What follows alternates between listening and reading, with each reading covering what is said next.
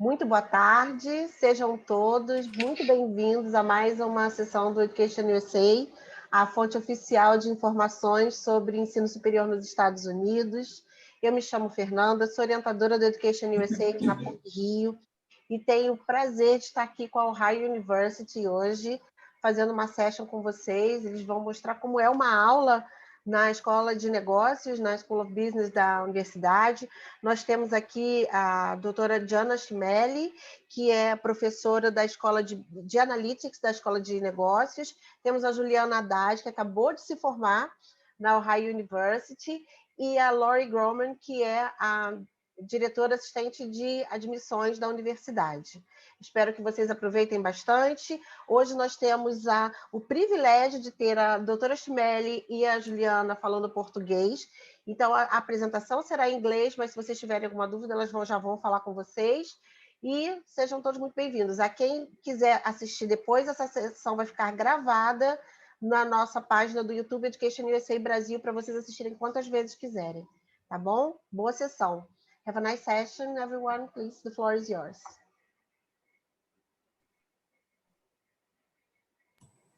Thank you so much for having us today. I'm going to share my screen with you all. Okay, so let's get going.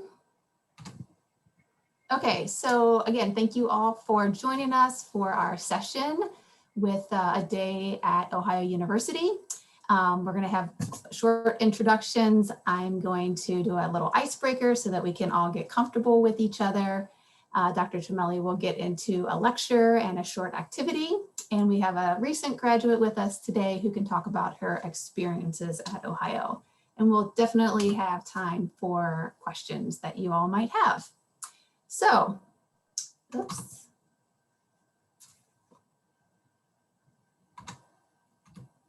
Hang on, sorry. This is the slide I want. Okay, so my name is Lori Groman. I'm the Assistant Director for International Admissions. I'm also a graduate of Ohio University. I studied biology as a bachelor's degree, and then I got my master's in environmental studies. So I've been in Athens a long time. I'm very familiar with the university, and I'm happy to share information about our university with you all today. Thank you. Dr. Chimelli. I am Dr. Chimelli.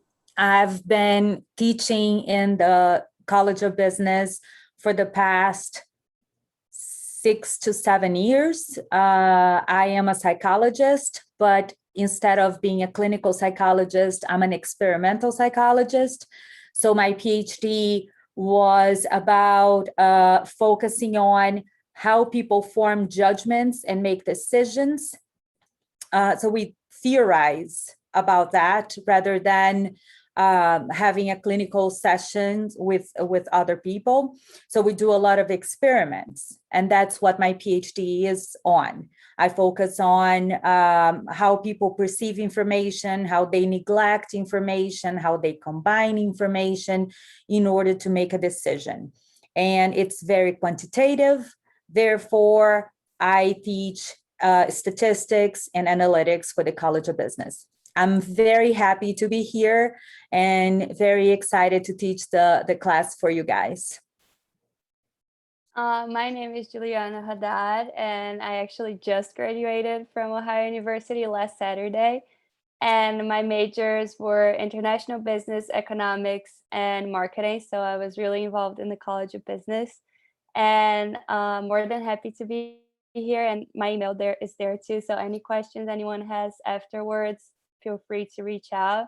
And I had an amazing experience, so I'm happy to share it with everyone.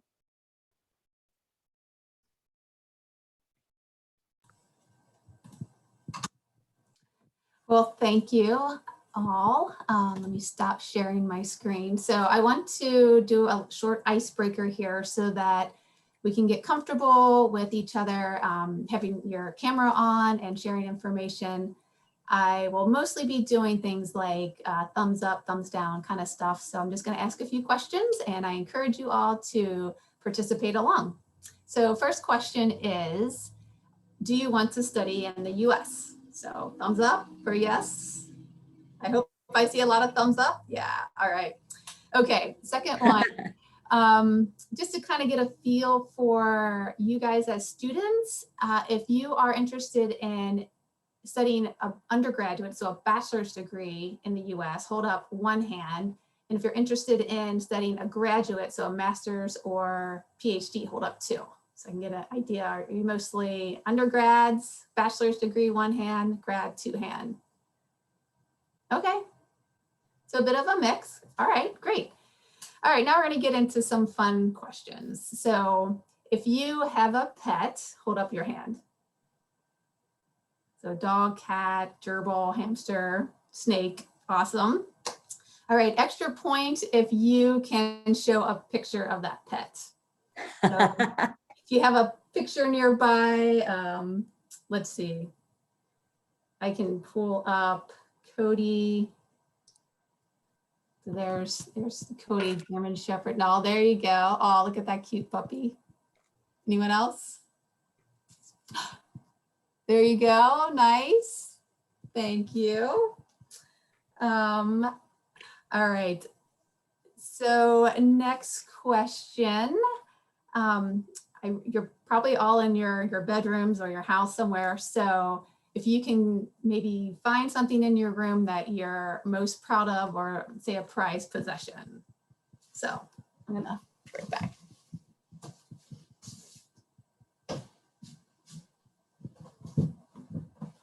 What do we got there?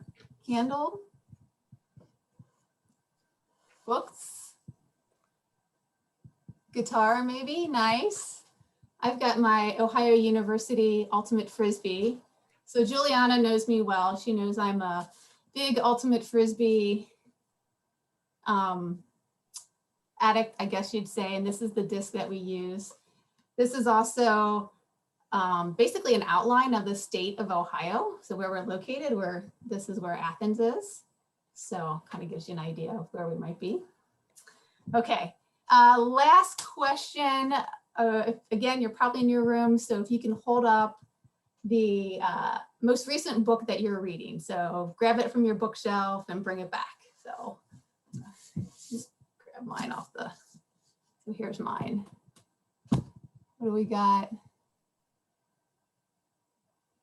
Hitchhiker's Guide to the Galaxy. That's awesome. Psychology. Okay, nice, awesome. Harry Potter, awesome. I can read Harry Potter all the time. TED Talk, nice. That's always good.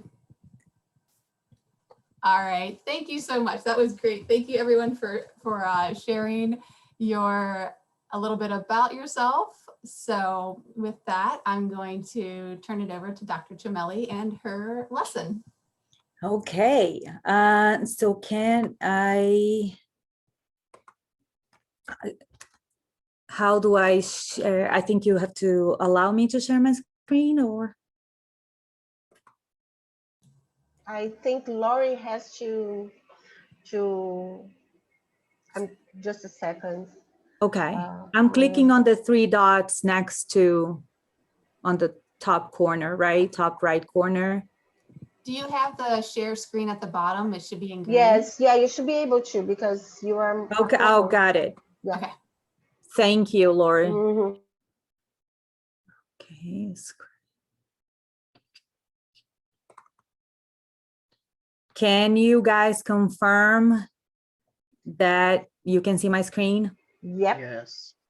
Okay, so let's do this. All right, so I am Dr. Ciamelli, and today we are going to talk about tabular and graphical displays for summarizing qualitative data. So you have qualitative data, and if I'm too technical, feel free to stop me at any time and ask questions. I'll be more than happy to answer them. So qualitative data, let's describe qualitative data. Qualitative data, or categorical data, is everything that you're asking people based on categories. So let's say that I want to collect data based on hair color. We have categories. We have dark hair, blonde hair, red hair. So those things are category. Another example of a category, it's payment type. So you go to a store and you can pay by credit card, or you can pay by Google Pay, or you can pay by cash. So any information that can be separated in categories is categorical variables or categorical data. Another way to say another synonym is qualitative data, because it has quality of the information. So when we work with qualitative data, what we usually do is we look for count, for the frequency, how many people are brunette, how many people are blonde, how many people are red-haired, how many people paid with cash, how many people paid with credit card, how many people paid with Google Pay. So the data would be the frequency, the count, the number of people in each of the category, the number of observations. So each number can be associated with a different measurement scale. We have 4 different measurement scales, but 2 only apply for qualitative variable or qualitative data. So let's talk about them. The first measurement scale that applies for qualitative data is nominal. Nominal scale is when the number are just a label, a code to distinguish the categories. So for example, I'm going to attach the number 1 to the category of brown hair. I'm going to attach the number 2 for the category of black hair, and so on and so forth. So when the numbers don't have a specific order, we call the measurement scale nominal. So for example, I could scramble all this around and say that now number 1 is attached to blonde, number 2 is attached to gray hair, number 3 is now attached to brown. And if I do this scrambled up thing, it's not gonna make a difference. It doesn't change the data. And that's why it's nominal, because it does not have an order to it. The next measurement scale is ordinal scale. It's the same as the nominal scale in the sense that the numbers are not measuring anything. They are just labels for each category. However, now the categories have a rank order. So now I cannot scramble up the numbers anymore. The numbers have to follow the order of the categories. So for example, when you come to school in the US as an undergraduate, you can be a freshman, a sophomore, a junior, and a senior. So in your first year, you're gonna be a freshman. On your second year, you're going to be a sophomore. On your third year, you're gonna be a junior, and in your fourth year, you're gonna be a senior. So now I can attach number 1 to freshman, 2 to sophomore, 3 to junior, and 4 to senior, but I cannot scramble up because those categories have a specific rank order. Are we good so far? Good. So if you guys have any questions, again, please feel free to interrupt me at any time. So another example of ordinal scale is, how do you feel today? So if you feel very happy, very unhappy, unhappy, okay, happy, and very happy. Again, those things have a rank order. So we can't scramble up the numbers. They have to follow that specific order. How satisfied are you with our service when you go to a restaurant and you may have to answer those questions? These are ordinal scale because of the order of the numbers. And again, those numbers are not measuring anything in particular. They are just labels to associate with each category. And that's why we call those numbers qualitative data or categorical data. All right, so now we have to get those pieces of information in order to, and plot them on Excel in order to analyze the data we have. So I'm gonna teach you how to collect, to transform the categories you have into numbers so that you have the frequency, how many of each category you have in your data. For that, we use a function in Excel that we call the count function. So the count function alone just counts the frequency of whatever you show on Excel. But here we are going to have conditions. I want to count not only the data I have, but I only want to count if they are a bar. The second condition is I want to count my data, but only if they are a business. So we combine the count function with an if function to respect the condition, which becomes a count if function. When you have only one condition, which is our case here, you use count if. When you have more than one condition, for example, I could say I want to count how many bars and I want to count how many businesses, all in one cell. Then I would have to use count ifs because I have more than one condition, bar and business. But for our exercise today, we are only going to focus on one condition. So we're going to use count if.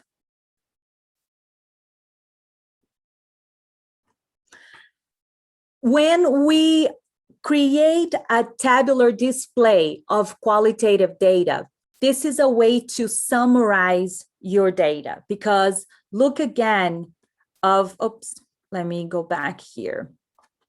Look how the data is on this blue column over here. It's a lot of information here, but if you put that in a table like that, then the table summarizes the data and it's easier to know that I have 22 bars, 4 businesses, 16 places to drink, and so on and so forth. So this tabular display is a technique in statistics that summarize the information that you have. So going back, the frequency column is the count. Then you have the count per category.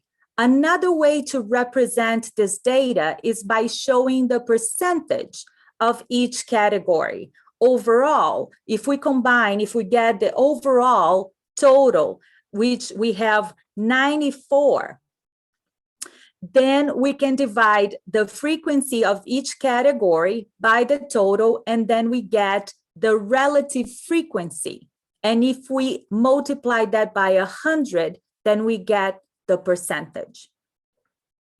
So this is what we are going to do to get the relative frequency. We divide the frequency by the n. N is how many observations I have on my data. All right. Once I have the table, the frequency table, I can use that to display charts that are also an interesting way to describe and summarize your data. Some people, they prefer to receive information in pictures.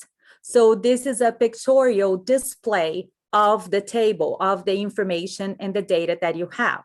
So we can use exactly the table that we have here to create what we call a bar chart. Oops. A bar chart, which is the chart in the middle, and a pie chart, which is the chart on the right side. A bar chart is a chart used only for qualitative data. So if you have quantitative data, a bar chart is not appropriate. It's only appropriate if you have categories. So the bars don't touch each other, and each bar represents the frequency of each category. A bar chart is similar, and it's also only applicable to qualitative data, to categorical data. And we here we have the legend that shows each category by color and the percentage of each category. To give you a little bit of background on this data, the Ohio University is located in the town of Athens. So it's Athens, Ohio. And Athens, Ohio has a lot of great local businesses. And every year we have a competition that everyone can participate and vote on the best business. And each business has a category, so you vote on the best bar, the best restaurant, the best, and that's what this data is coming from. Just to give you a little bit of a background. So how do we go about using the table to create the charts? I'm going to show you on this PowerPoint presentation, but then I'm going to go over that with you on an Excel spreadsheet.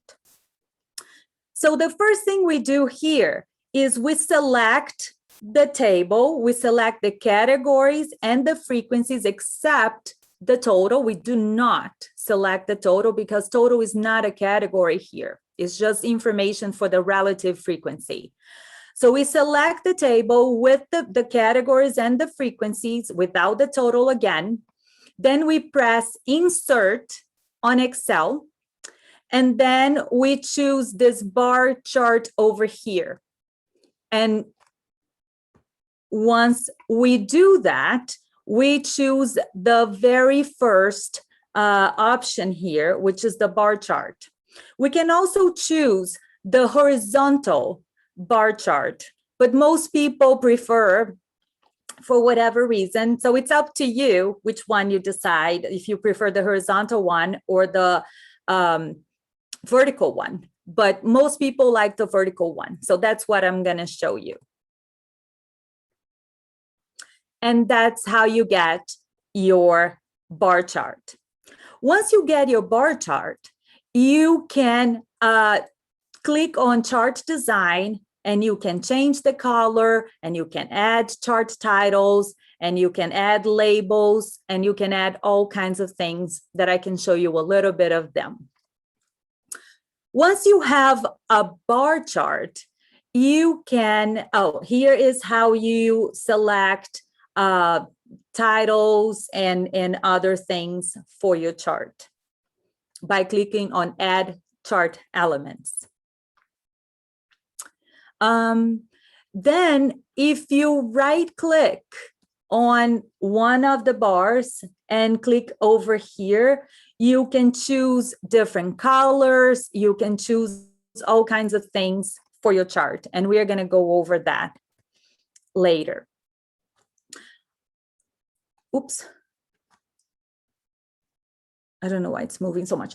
Okay, so then once you have your bar chart, you can copy and paste your bar chart, and then you have two of the same charts. In one of them, you can right click and you can select Change Chart Type. Once you select Change Chart Type, you choose Pie over here, then press OK. And that's how you transform your second bar chart into a pie chart. And we can also use the Add Chart Elements to add elements to your pie chart. And this is the lecture for today. Do you guys have any questions? Okay, so there is an Excel file on the chat if you want to open and follow me, if you have a computer right in front of you, and if you want to do that, you're welcome to do that. If you don't have a computer in front of you, or if you don't want to do that, you can just observe what I'm going to do. And I'm going to show you how to work on the exercise that I just explained. So here we have a frequency table, and I'm going to look to the side a little bit just because I'm working with two screens.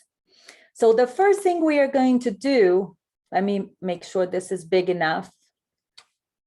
Is this big enough that you guys can see well what I'm writing on? Okay. So the first thing we have to do is to do the count if function, which is right here. So I can click here.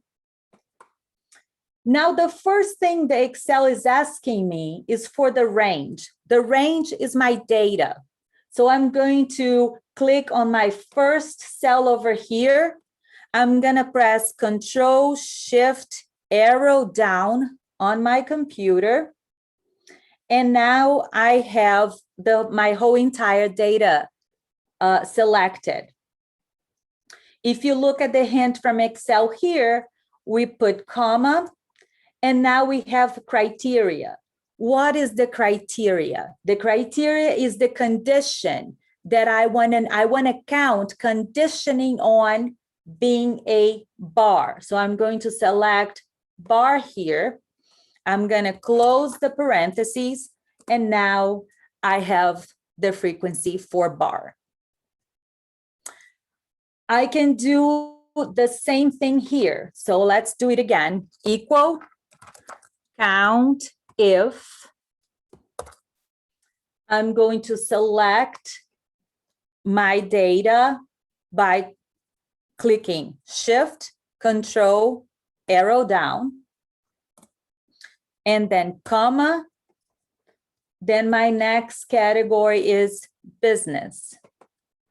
And I'm going to close parentheses, and voila, I have 4 bars in my data set. So now I'm going to teach you a trick. So if I go back here, I can do this. Does this column change? Can this selection change? No, you will not change. So I can lock everything. I'm going to lock by pressing F4. And you see the dollar signs on my references here.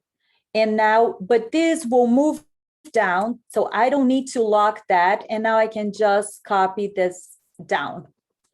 And I have all the information there.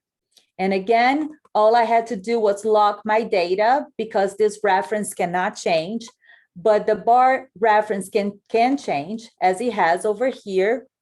And now I have the frequency for all categories. Now, how do I find the total frequency? Another Excel function. We sum all these numbers. So we put equal sum. Now I'm going to select all the numbers that I'm working on, close parentheses, and now I have the sum. Now we are going to move to relative frequency. Relative frequency is, remember, it's the F divided by N. So it's the frequency divided by the total. And again, if I lock the total, because I'm not going to change this reference here, I'm going to press F4 to lock the total. And I'm going to press enter, and then I have the percentage. In this way, I'm going to copy this down. And if you have 100% at the total here, then you know you have the correct function. Your numbers are correct. Any questions? Okay, so now let's create a bar chart. We are going to select the categories and the frequency. We are going to press insert. I'm going to select this bar, this column chart over here, select the first one, and this is our bar chart. If I double click here and select this, I can change this title for Best of Athens. And this is our bar chart. I'm going to right click inside the bar, and then I'm going to change the color for green. So this is our bar chart. Now let's click inside the chart, but not inside the bars, just inside the chart. Press Ctrl+C, then click outside of the chart. Press Ctrl+V to copy the chart. So as you can see now, we have two of the same charts, the bar chart. So now inside the second chart, I'm gonna right click and I am going to click on Change Chart Type right here. I'm going to choose Pie Chart and then press OK. And now we have a pie chart, but let's make sure that our pie chart, so let's format the pie chart. Let's make this lines darker. Okay, so what I did here, I right click on the circle on the pie chart and I changed the color of the line, of the outline. So the other thing that I can do is I can add data labels. Let me try this again. Add data labels to all my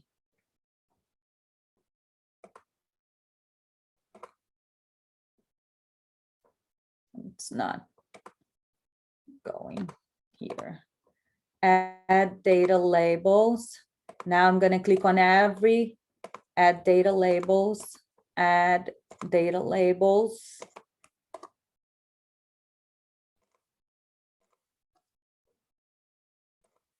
Okay, so now I can click on the data labels, right click, format data labels. And now I can choose percentage and unclick the values.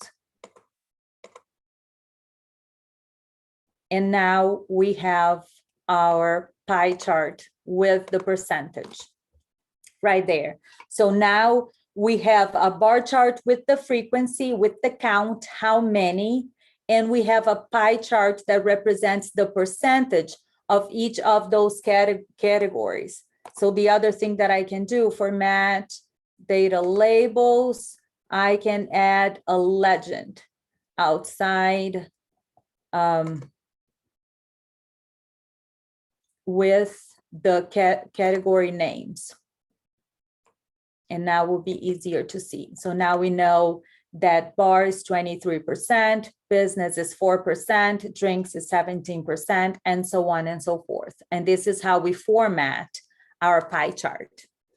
All right, I know it may be a little bit of a dry material, but it's extremely useful. And we always, and in class, we make this very applicable for things that the students are experiencing. So it's a very good experience in the analytics class. I hope you guys enjoyed. I hope you learned a little bit of Excel, which is very useful as well. And I am happy to answer any questions you might have.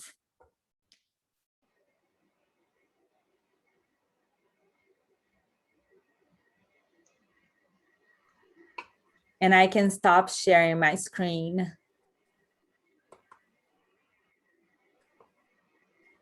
Pessoal, fiquem à vontade para fazer suas perguntas, tá? Podem abrir o microfone. I have a question. Okay. This is for Excel. Yeah. Do you know like the Google thing that's like similar to Excel? You know, I don't know if there's something like this. Not a program that is similar to Excel? Yeah, that's from Google too. Oh, yeah. So Google Sheets? Yeah. Yes. Is there Yes. something similar to countive on Google Sheets? Yes. Everything we worked on today, you can do those exact same steps on Google Sheets. Oh, okay. Thank you. You're very welcome.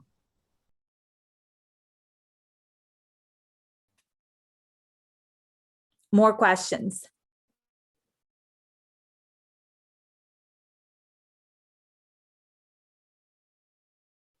If you don't have any questions today, but if you have questions later, because I know this lecture was recorded, you will see also on the recording my email, and please feel free to send me an email and I'll be happy to answer your questions later on. We can even have a very quick Zoom meeting if you prefer, and I'll be happy to answer your questions.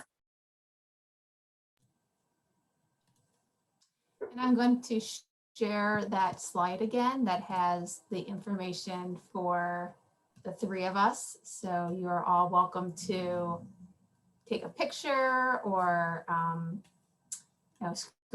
screen shot it so that you have our information. Yeah. But if there's no other questions, I would like to welcome Juliana to talk about her perspective as a student at Ohio University. Thanks, Laurie. Well, I had an amazing experience at OU. So I was in the College of Business for the 4 years, and I was through the Excel classes. I am not an analytics major, but every student in the College of Business goes through those, at least the intro classes. So you learn all about that. And even the things I learned during my sophomore and freshman year, which is when I took those classes, I still use for my projects now. And even being an economics major too, I use a lot of the coding and a lot of Excel, as well as other programs like Python. So that is extremely helpful for the classes. And I also part of another club, which is called the Consumer Research Center, which we also we collect data on Ohio University students for for companies and help them with whatever they need.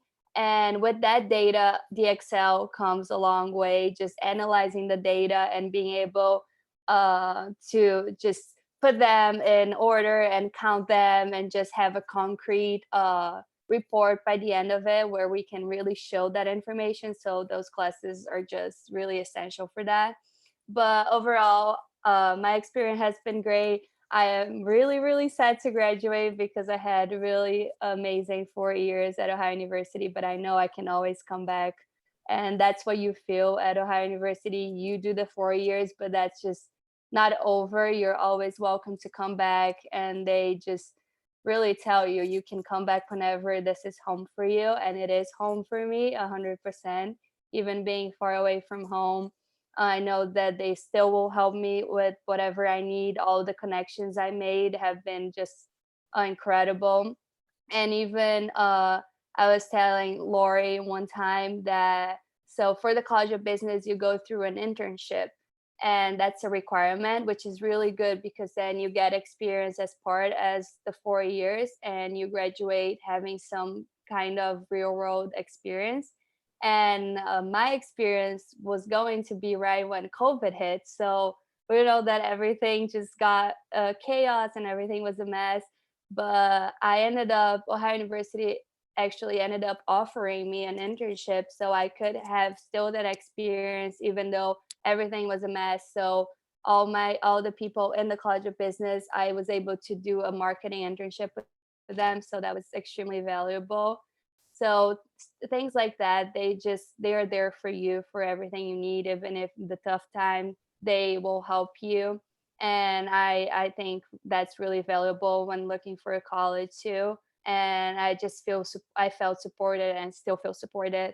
Uh, Whatever I do or my future plans, I know that I can come back and OU will be there to help me. So I really had amazing experience. And any questions of my experience, even living there, anything, you can always contact me. I'm more than happy to share because it was really amazing. If I can just add to Juliana, and we just had a CRA, which is a Consumer Research and Analytics Center, and she did an amazing job. We had all the faculty members really appreciated the work that she did, and it is one of the wonderful things about working coming to studying at Ohio University is that you have, as an undergraduate student, so many possibilities of becoming a professional before you graduate. So Juliana worked with actual American companies doing consumer research to help them in their business. And we as faculty members, we supervise, but the students do the work. So it's hands-on experience, interaction with companies. And I was very happy and proud of Juliana work with at the center.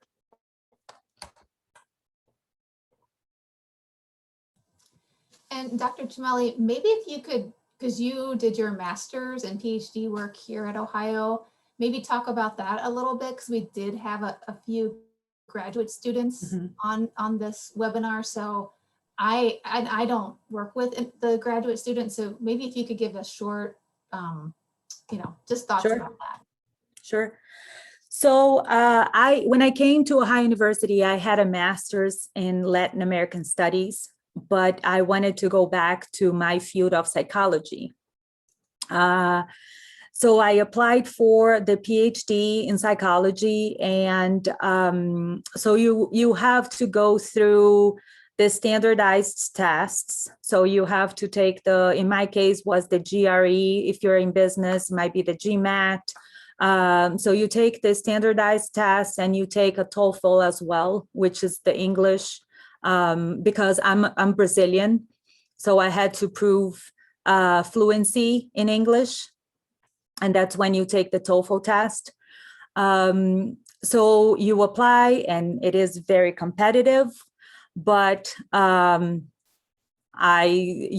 Brazilians get in. So it worked very hard, and the fact that you are international, sometimes it makes things more interesting because you bring a perspective to the program that no one else has. Once you graduate, you have a student visa. And once you graduate, you are allowed in the country for 1 or 2 years. And Juliana can confirm with me because mine was a long time ago. And you can, and you stay in the country for 1 or 2 years, depending on you finding a job.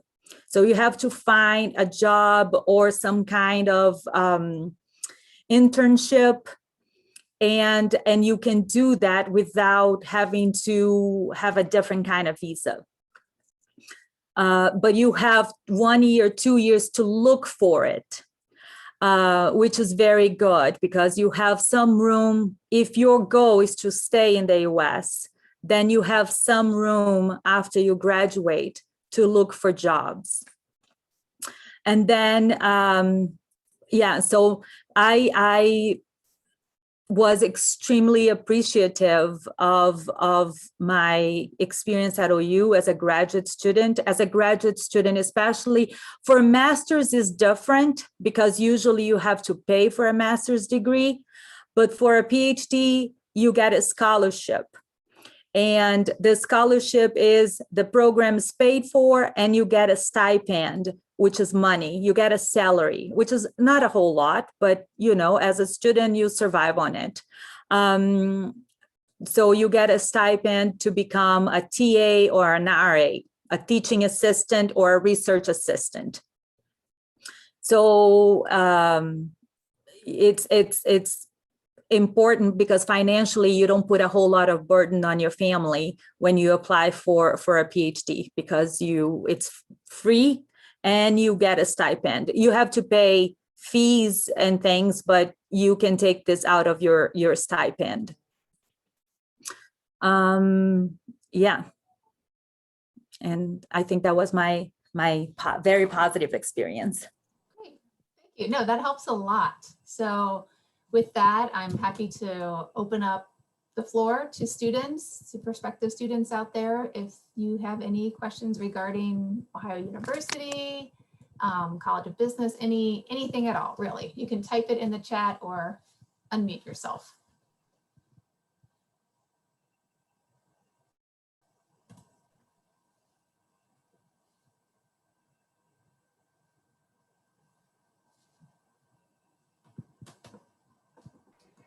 If I may, I have a question.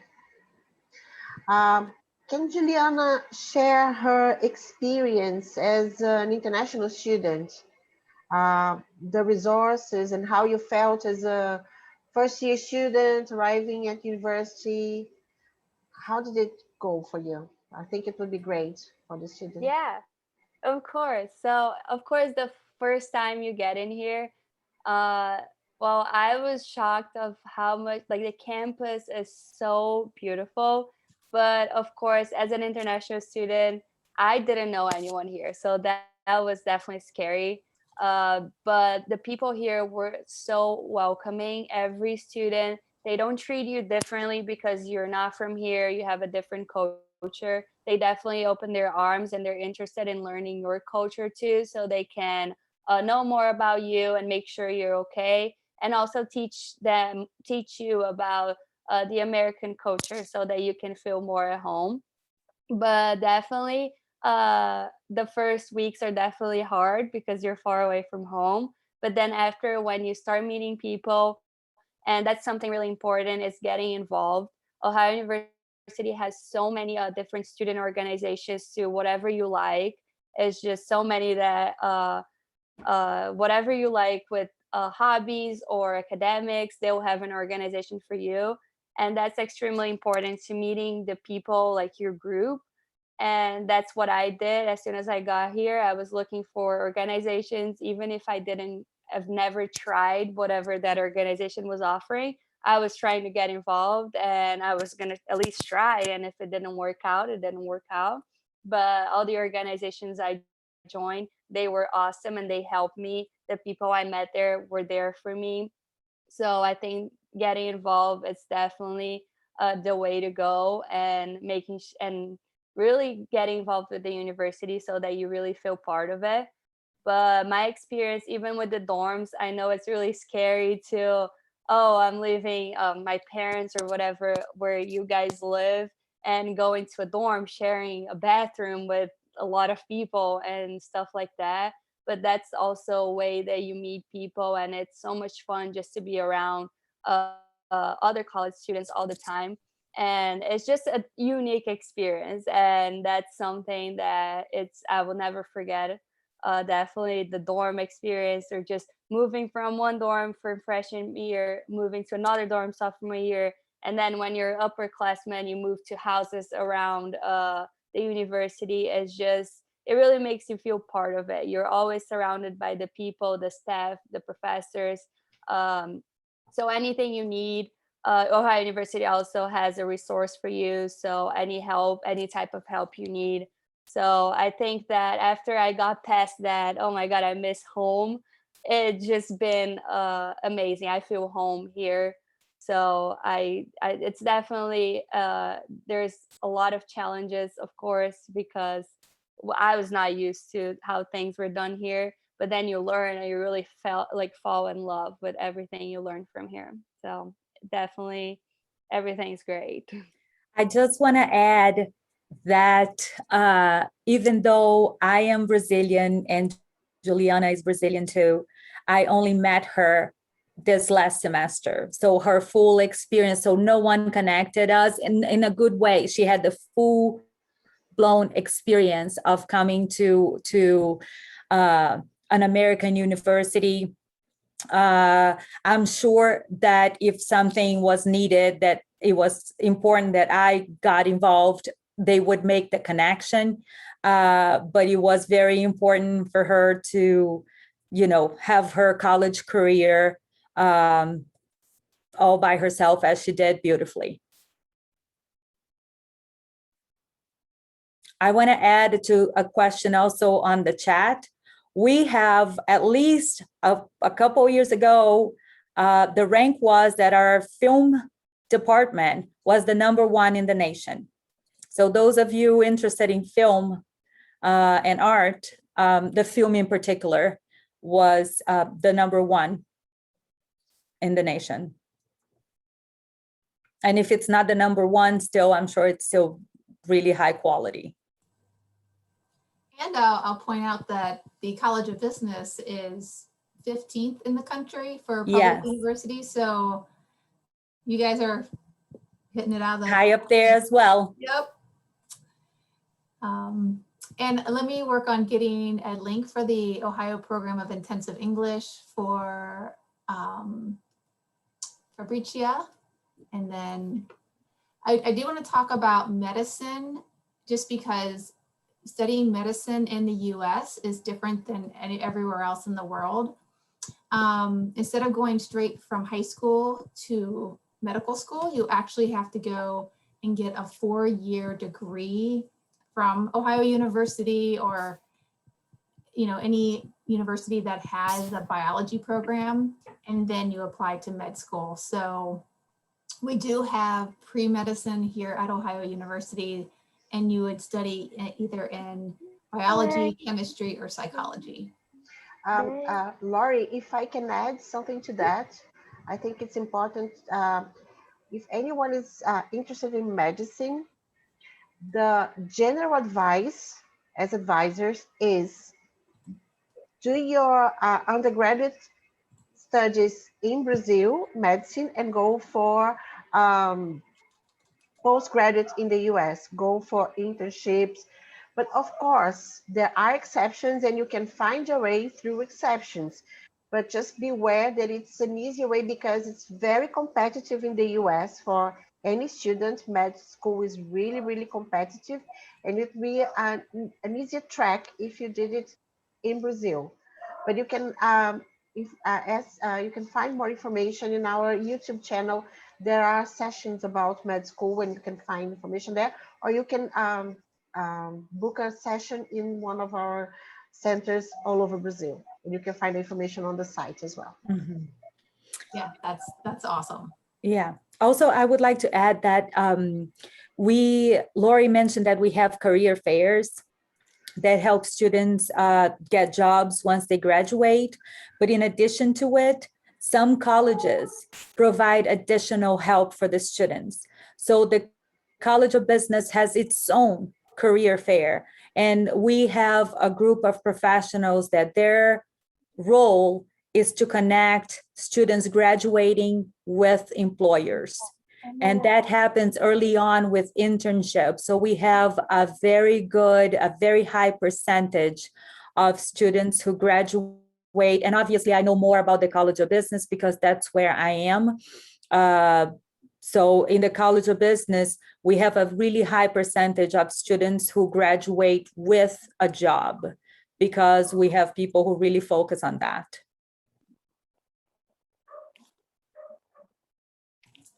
So someone asked about student organization opportunities.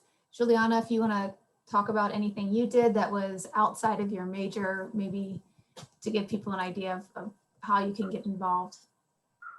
So Ohio University, as soon as you're a freshman, they have a huge organization fair where all the organizations have a little table and they explain to you everything that they do. So as soon as I got here, I actually got involved with like a sports organization, with a club actually, that was the wakeboard and water ski, and I've never wakeboard before, but I just thought that that was a way of getting involved, and I ended up loving it. So that was something I did straight away. But then after, I also got involved with the Global Investors, which is really cool, that all the international students, it's an organization just for international students, and we just help other people that want to come to the US and communicate with them, and just talk about our own experience and help them with their transition. And then my other two organizations were with the College of Business, which was the Center of Consumer Research and Analytics, and that we talked a little bit about. And also I'm in like a business fraternity, so that's really College of Business related. But I just went walking in the organization fair my freshman year. I just saw so many things. There's like a tennis club, there's organizations related to music or books or anything that I would think about, I would have found on the organization fair. So, and they also have all in the OU website. I know that they have all of them listed and explained. So that's something to look at.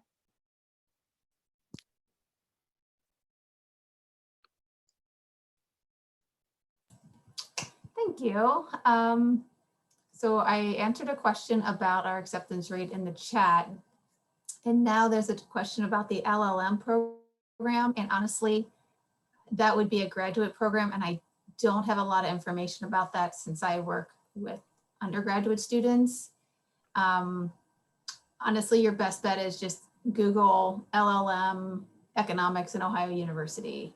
So I'm sorry, I don't have more information about the graduate programs. As an international student, people are very responsive to questions like this. So if you find the person responsible for LLM program, I am sure that they would be answering your questions. And if something is unclear, you're welcome to email me, and I'll be happy to try to make a connection. But usually people are very responsive to emails, to any questions you might have. And the acceptance rate, I believe it also changes by college and sometimes by department. So I would also encourage you to contact the specific college that you're interested in and the department that you're interested in, because they would have specific rates and specific criteria.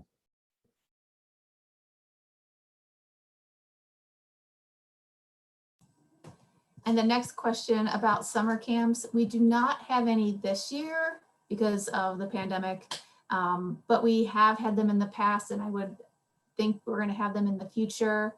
A lot of them revolve around art, so either theater, dance, music, and art and design.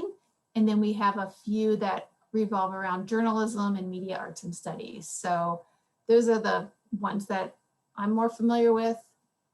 But again, nothing this year. We also offer summer classes.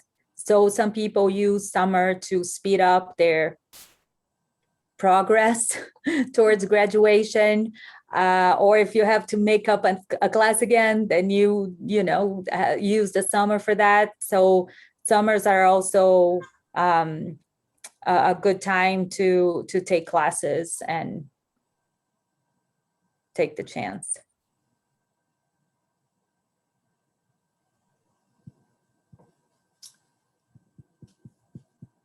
Dr. Cimelli, do you want to talk a little bit about the College of Business? There was a question.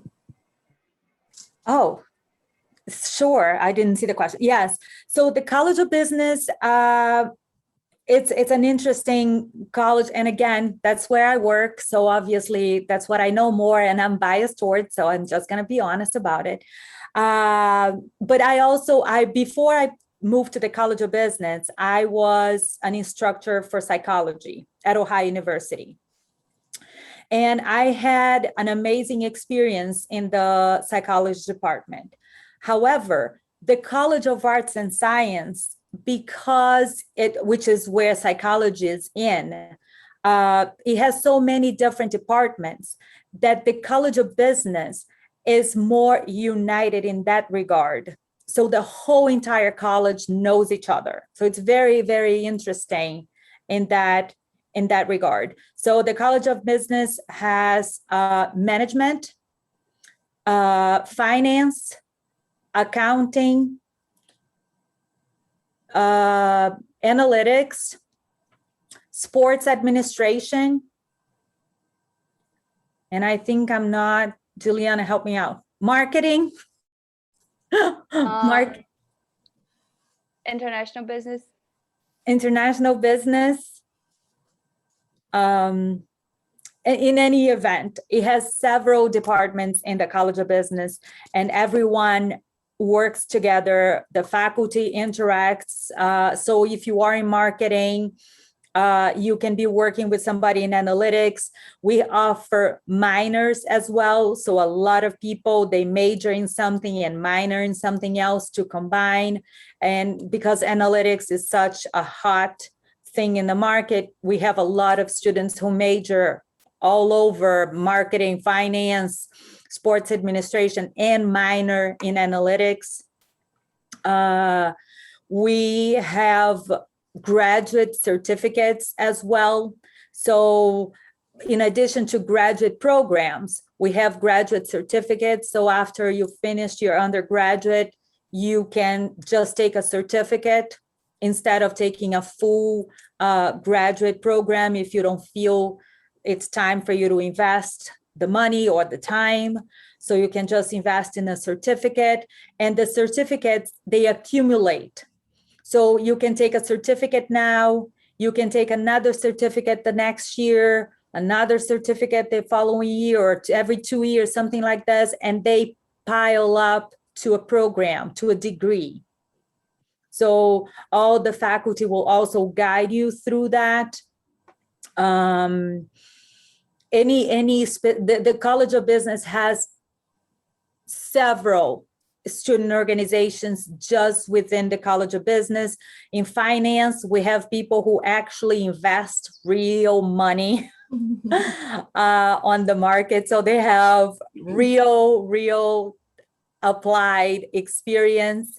In marketing, we have the CRA, that we have real clients like Chase that the students work with. In analytics, we also have the same kind of experience. Some of them is associated with marketing.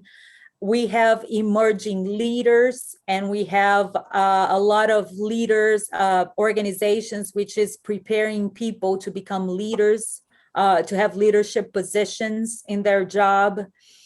So we have plenty.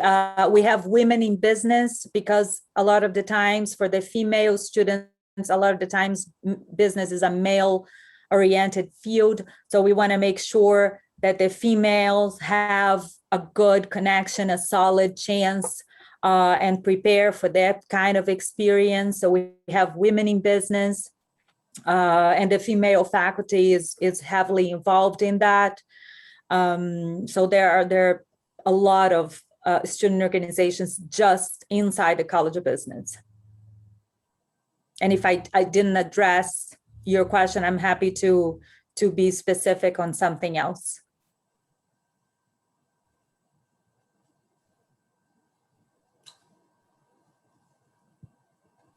Is there anything else?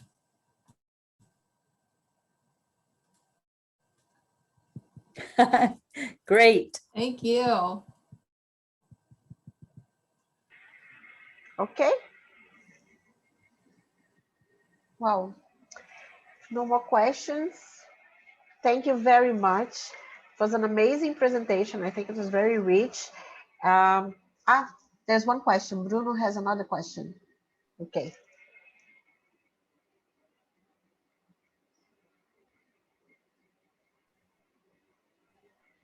Let's wait and see. While Bruno types, I have one last question. Do you have financial wage opportunities for international students? Yes, for undergraduate students, your application for admission is also your application for scholarships. And our scholarships are merit-based. And we do have some that are talent-based for students interested in music and dance and theater. But mostly we're looking at merit-based. So that's going to be based according to your grades that you received in high school. Thank you. Bruno, we do have entrepreneurship.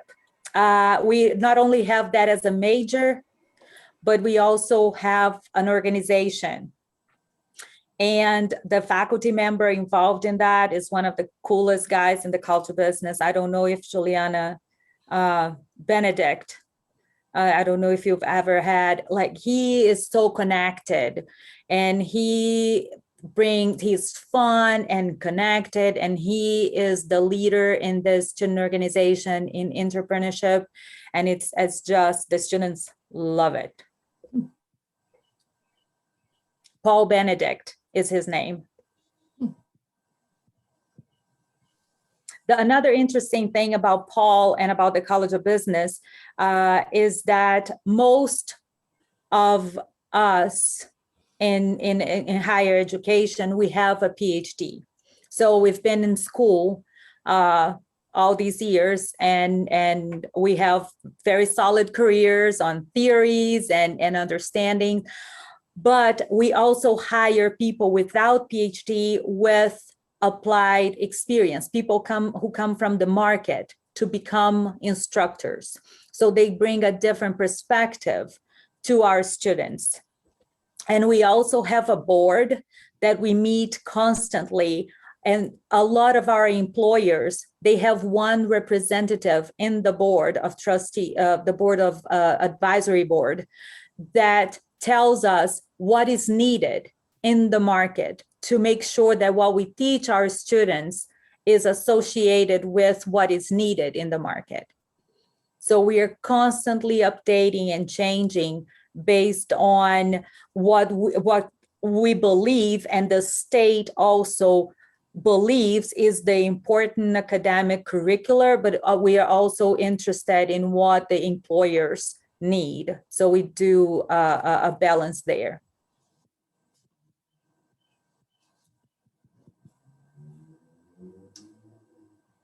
So Women in Business is an organization. It's not a major, it's just an organization. And the idea is whatever field in business you are, international, management, marketing, whatever field you are in, you will come to the organization to create a solid network of females. So people can help each other in the market and can help each other in their career.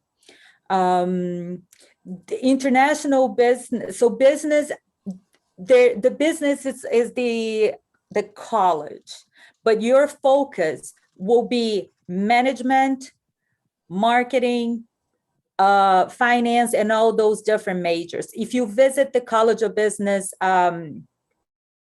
website, you will see all the majors that we offer. And if you have any question, Leticia, I'm happy to send me an email and I will be happy to answer.